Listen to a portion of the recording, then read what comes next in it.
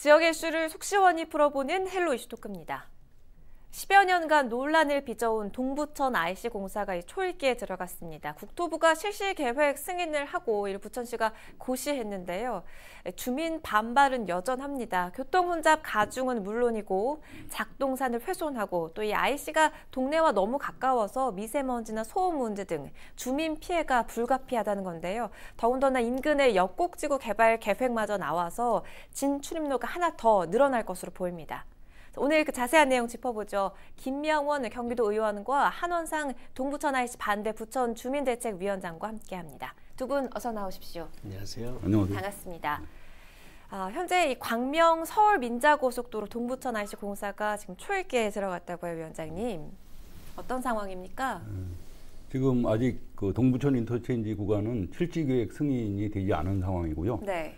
지금 현재 그 직전 단계인 주민 공람 공고 절차가 진행 중에 있습니다. 네. 보통 이제 그 주민 공람 기간 중에 이 주민 설명회라든지 아니면 공청회를 함께 하는데 지금 코로나 때문에 그런 거를 이제 국토부에서 생략하고 바로 승인 고시를 하려고 해서 걱정을 하고 있습니다. 그럼 공사 착공까지는 어떤 상황들이 남아 있는 거죠? 지금 절차가 마지막 절차 공람 공고를 하는 거예요. 그래서 제대로 하려면 주민 설명회도 하고 공청회도 하고 그래서 주민 의견을 충분히 들은 다음에 그것을 반영하고 해야 되는데 지금 코로나나 이런 것들 네. 저 이유로 해서 그런 절차들을 안 하려고 하고 있습니다. 광명 서울민자고속도로 사실 다른 구간은 지금 공사가 진행되고 있잖아요. 이게 어떤 도로고 지금 진행 상황을 좀 살펴볼까요? 예, 광명 서울민자고속도로는 광명 가학동에서 그리고 부천 옥길동, 서울 항동 일부를 거쳐가지고 작동산을 거쳐서 고강동, 서울 방화동으로 네. 연결되는 한 20.2km 구간인데, 이 구간은 전북 익산에서 평택으로 와가지고 수원 거쳐서 광명으로 해가지고 부천을 거쳐서 다시 서울 방화동으로 해서 고양으로 해가지고 문산까지 가는 어떻게 보면은 명실공히 그 평화 교류 협력 이후에 개성 평안까지 연결한다는 그런 계획을 가지고 있는 중요한 고속도로는 고속도로입니다. 이 광명 기간이 6.6km, 부천 기간이 6.4km, 네. 그리고 서울 구간이 7.2km인데 서울 구간인 방화동 일대의 고속도로 공사는 주민들의 요구 사항을 많이 받아들여 가지고 지금 공사가 시작되고 있습니다. 그렇군요. 그런데 근 10년 동안 부천시 주민들이 반대를 해왔음에도 불구하고 국토부는 국가사업의 하나로 교통환경 개선을 위해서 추진을 강행해왔죠. 얼마 전에는 실시계획 승인 고시도 했는데 국토부의 안을 좀 다시 한번 짚어볼까요, 위원님? 국토교통부는 그 지역 민원이 집중되는 구간은 협의를 이어가되 나머지 구간은 공사를 진행하겠다. 그렇게 해서 진행을 하고 있고요. 네. 동부천 IC 구간과 광명 일부 구간 는 이제 협의를 지금 이어가고 있는데 11월 27일 국토교통부에서는 주민 의견 공람 공고 기간을 12월 11일까지 그 의견을 청취를 하고 있습니다. 네. 그 의견을 청취해서 실시계획 변경 승인 고시를 할 수도 있고 실시계획을 또 승인할 수도 있고 이런 절차가 마지막 남아있는 상태인데요. 국토교통부의 계획은 사업기간을 2019년 3월부터 2024년 5월까지 한 60개월을 잡고 있는 상태입니다. 그렇군요. 그동안 주민들은 전 구간이 지하화를 해야 한다 이렇게 요구를 해왔는데 국토부 안대로 추진될 경우 주민 피해가 불가피하죠. 눈에 보입니다. 소음이나 분진 이런 주거지의 피해가 지금 불가피해 보이는데 주민 피해에 대한 어떤 대책은 없습니까? 대책은 전혀 없고요. 일단 그 동부천 인터체인지 문제점에 대해서 좀 한 번 더 말씀드리고 싶습니다.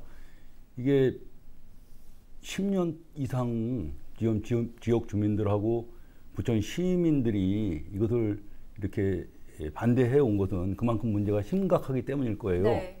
네. 구체적으로 말씀을 드리자면 우리 도시자연공원 작동산이 이게 고속도로 진입 램프 때문에 완전히 없어지게 됩니다. 그리고 까치울 정수장의 그 주민들 수돗물인 까치울 정수장의 오염 피해도 우려되고요. 그리고 까치울 초등학교 부근에 고속도로 진출입로를 만들기 때문에 고속도로 진출입로와 요금소를 만들기 때문에 그 어린이들의 안전이나 이런 환경에 그런 피해가 생깁니다. 특히 그 지역 주민들은 그 고속도로 본선이나 터널에서 나오는 그 매연 때문에 네. 그런 주거 환경 피해를 입게 되는데요. 이제 지금 국토부나 민간 사업자가 거기에 대한 대책이라고 내놓은 걸 마을로부터 고속도로가 보이지 않게 그저 그 방음뚝을 조금 쌓는 거, 그 외에는 이런 특별한 대책이 아무것도 없습니다. 지금 그런 상황에서 이 사업을 추진하고 있는 그런 상황입니다. 주민들이 받을 수 있는 그런 피해에 대해서 좀 짚어주셨고 특별한 대책이 없다는 점도 지금 살펴봤습니다. 그런데 이런 상황에서 현재 동부천 IC 상황은 역곡 공공주택 지구가 지정됨에 따라서 더 나빠졌다고요. 그 부분은 왜 그렇게 보시는 겁니까? 그게 이전에 그 동부천 인터체인지 안은 그 진출입로가 지금 역곡 그 청소년 회관인가요? 수련관. 네, 그쪽 부분에 하나 만들고 또 하나는 까치울 초등학교 쪽에 이렇게 만드는 걸로 해서 두 군데로 이렇게 갈라져 분리해서 만드는 거였는데 네. 역곡 친위지구 개발 계획에 따라서 그쪽에 위치했던 것들을 이제 전부 다 그 작동산과 그 마을 쪽으로 다 이게 집중시킨 거죠. 그러다 보니까 그 결과 작동산이 파괴가 이제 뭐 거의 다 됐고 지역 주민들은 그 주거환경 피해가 더 훨씬 심해진 거죠. 그러니까 기존 진출입로가 1개에서 2개로 늘어나 버리는 상황이다라는 그렇죠. 지적이시죠. 2개였던 게 1개로 합쳐져서 이제 커졌다 이거죠. 사실 뭐 그동안 이 동부천 IC를 길주로와 연결하게 되면 교통 혼잡이 불가피하다는 지적이 계속 이어져 왔는데 더군다나 인근에 역곡지구가 생기고 또 3기 신도시까지 들어오게 된다면 이 부분을 더 고려해야 될 텐데 국토부는 혹시 이에 대해서 뭐 밝힌 바가 있습니까? 국토부는 그거를 핑계 삼아서 길주로가 너무 혼잡스럽다 하면서 작동산을 파괴해서라도 거기에 동부천 IC를 만들겠다. 뭐 이런 입장으로 기울어져 가고 있지 않는가라는 우려를 상당히 하고 있는 상태입니다. 그렇지만 그 역곡지구는 그 5,500세대가 들어오게 되는데 5,500세대가 들어온다고 해서 거기에 큰 혼잡이 이루어질 거라고는 생각하지는 않습니다. 그런데 이제 3기 신도시는 그 북부 쪽 왼쪽에 이제 22,000세대가 들어오게 되는데 네. 그걸 겨냥해서는 서영석 국회의원 제안대로 고강 IC를 고려할 수도 있겠다 이런 생각이 들고요. 그리고 역곡지구를 생각해서는 길주로 쪽에 진출입로를 만들면 가능하지 않겠느냐, 해결이 되지 않겠느냐. 지하에서 나오는 진출입로에 대한 자세한 대안은 좀 이따 이야기를 드리겠습니다. 네, 추가적으로 더 이야기를 나눠보겠고요. 지금 국토부의 계획은 이렇습니다. 그런데 이제 주민들은 뭐 여러 가지 어떤 문제 해결에 있어서 지하화를 해달라고 요구하는데 국토부가 받아들이지 않고 있거든요. 그 원인은 뭐예요? 여기까지 그 불가하다는 그 이유를 들고 있는데요. 첫 번째가 이게 민자 사업이다 보니까 그 수익성 있잖아요. 그 수익성의 문제를 그거를 먼저 내세우고 있고요. 지하화를 하게 되면 비용이 많이 들기 때문인 거죠. 비용도 좀 더 들겠죠. 네. 그런데 이제 거기에서 그러니까 일단 제일 큰 문제는 비용의 문제고, 그다음에 두 번째는 이 사람들이 얘기하는 게 그 장대 터널, 그걸 이제 지하화하게 되면은 온수 터널에서부터 고강 터널까지 그냥 한 번에 이어져야 되기 때문에 길이가 한 7점 몇 킬로 된다 그러더라고요. 그러면 그 장대 터널로 인한 그런 뭐 안전이나 이런 뭐 그 환기 이런 문제가 대두돼서 기술적으로 이거는 불가능하다고 이렇게 얘기를 하고 있습니다. 그런데 그 외국이나 우리나라에서도 그런 장대 터널이 지금 현재 있고요. 네. 예, 그거는 그 시설 투자만 하면 그런 문제들은 얼마든지 극복할 수 있다라고 저는 생각하고 있습니다. 이게 지금 국가에서 추진하는 사업이기 때문에 막기가 쉽지 않는데 과거 부천시에서도 줄곧 반대 입장을 표명해 오긴 했죠. 부천시 의회도 주민과 함께 뜻을 받아서 6번이나 반대 결의안을 낸 바 있는데 그럼에도 불구하고 이게 전혀 반영되는 게 없는 것 같아요, 의원님. 이제까지 사실 부천시와 부천시 의회가 주민과 함께 반대를 해왔기 때문에 사실은 그 공사가 멈춰져 있었죠. 그런데 이제 특별한 대안을 찾지 못하고 있는 이런 상태에서 주민들의 의견은 전면 재검토나 지하화 이렇게 요구를 하고 있는 상태입니다. 그렇죠. 그런데 지하화를 한다 하더라도 충분히 요금을 받을 수 있는 이런 구조가 현재 기술적으로 돼 있기 때문에 그 지하화에 대한 대안을 제가 내세우려고 하고 있죠. 그래요. 그 시의 입장이 좀 궁금해요. 얼마 전에 기자회견 열고 장덕천 부천시장하고 면담을 요구하면서 1인 시위를 벌이기도 했는데 부천시의 입장이 어떻습니까? 과거와는 좀 달라졌습니까?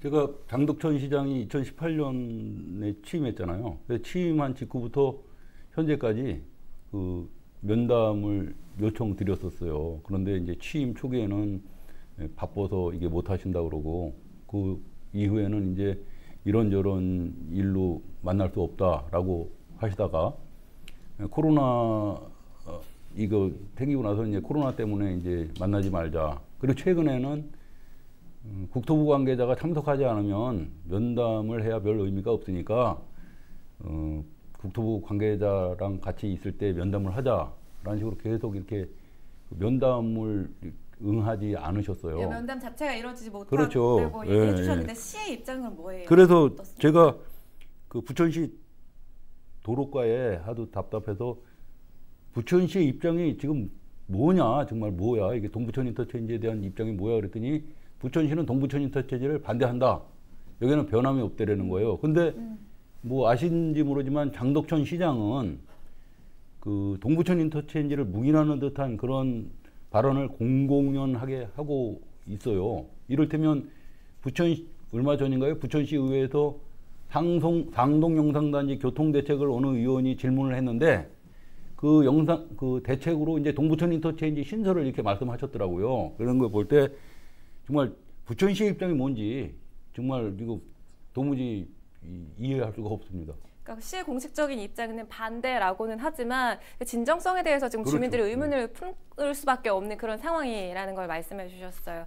사실 근데 그 부천시의 경우 이 기초지자체이기 때문에 이 국가에서 추진하는 사업을 반대하기가 현실적으로 쉽지 않을 겁니다. 그러니까 기초지자체 반대로 국가 사업이 유보되는 경우는 사실 뭐 없다라고도 볼 수 있을 것 같은데 지금 현재 상황에서 그래도 주민들이 입을 피해를 위해서 좀 부천시가 할 수 있는 게 뭐 어떤 것들이 있을까요?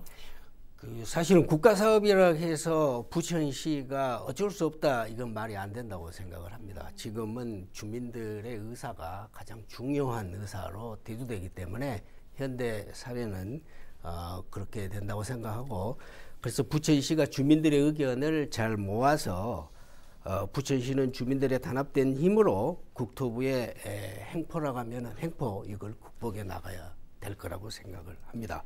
현 시점에서 사실은 지구 환경을 잘 보존해야 한다라는 그 세계적 과제가 사실은 있습니다. 이 온실가스인 이산화탄소를 줄여나가는 게 우리의 굉장히 중요한 과제인데 산림을 훼손함으로 해가지고 이산화탄소를 줄이는데 역행하는 이런 형태가 되면 지구온난화 문제라든지 이런 거를 통해서 재해가 많이 발생을 합니다.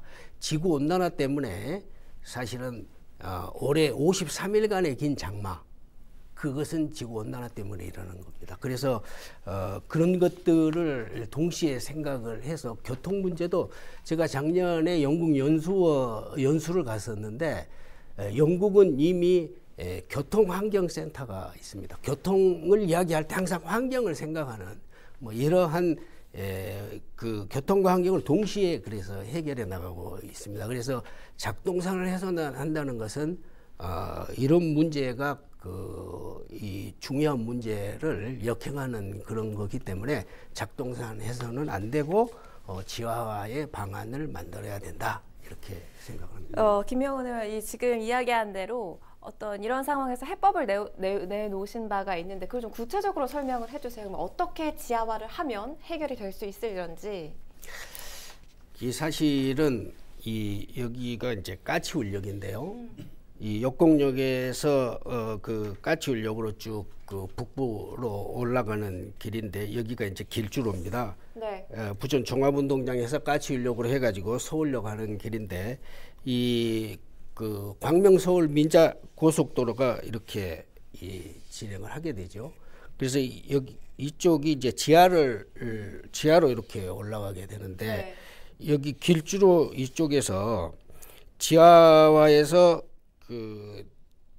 지하에서 이렇게 나오게 되는 올라가서 유턴하면은 여기가 이제 역곡 개발 지구에 5,500세대가 들어오는 그리고 서울에서 온다 그러면은 또 이렇게 다시 지하로 들어가고 네. 또 이 서울 쪽에서 방화동 이쪽에서 내려온다 그러면 또 그 지하에서 이쪽으로 나올 수도 있고 그리고 여기서 그 서울 광명 민자 고속도로를 타려면은 또 지하로 이렇게 들어가고 이렇게 해서 지하에서 들어갔다 나갔다 하는데 중요한 거는 여기서 하이패스 전용 출구를 만들어서 여기서 요금을 받을 수가 있게 되죠. 요즘은 10년 전에는 하이패스 단 사람들이 20-30%밖에 안 되는데 지금은 거의 95% 이상이 하이패스를 달기 때문에 하이패스 전용 출구를 이렇게 달면 요금을 받는데도 아무 지장이 없기 때문에 이렇게 진출입로를 만들면 될 것이다. 네, 이렇게 생각합니다. 동부천 IC를 지하화하는 방안에 대해서 얘기를 해주셨는데 사실 주민들도 지금과 같은 상황에서 이 백지화시키는 건 쉽지 않다는 걸 알고 있을 겁니다. 그런데도 불구하고 좀 이것까지는 해달라 하는 요구 사항이 있다면 좀 말씀해 주시죠, 위원장님. 우리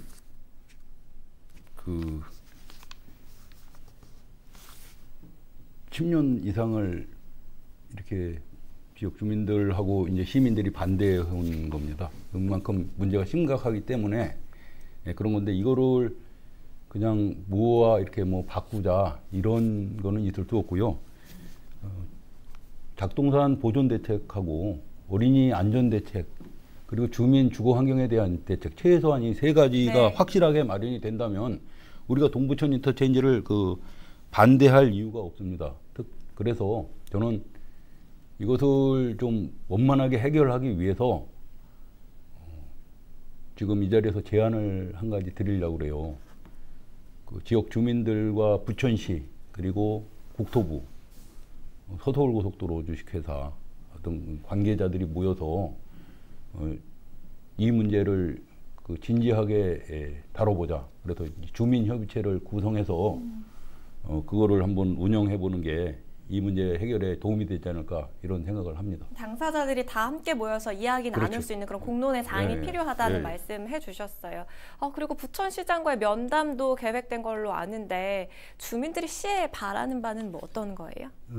아까 의원님께서도 잠깐 말씀하셨는데 그 지자체가 이렇게 국책 사업에 대해서 관여할 게 관여할 수 있다. 얼마든지 관여할 수 있다. 이런 말씀을 하셨는데 저 전적으로 동감을 하고요. 네. 그런